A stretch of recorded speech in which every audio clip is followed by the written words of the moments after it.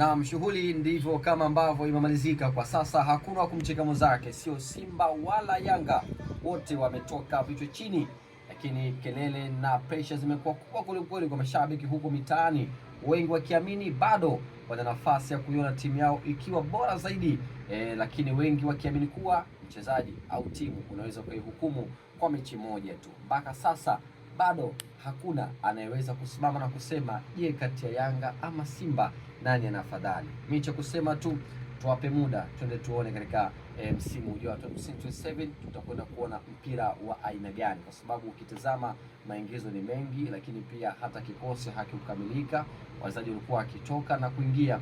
Kwa hivyo tusubiri kuona, tusihukumu jambo kwa mchezo mmoja. Kama itaendelea hivyo hivyo, basi tutasema kwamba hakuna kilichofanyika, kwa sababu pressure ya mashabiki ilikuwa kubwa kulikweli, lakini yote yanatokana na usajili namna ambavyo ulivyofanyika. Wengi waliamini wachezaji wa kiwango cha juu kabisa watakuja kufanya mambo ambayo mashabiki wamezoea kuyaona uwanjani, lakini mpira ni mchezo wa tofauti kabisa. Huenda leo asing'are, lakini kesho akawa vizuri.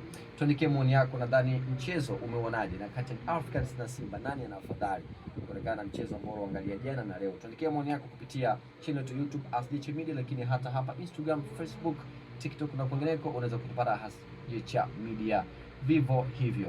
Mimi sina ziada, nikutakie mpaka wakati mwingine kama huu. Bye bye.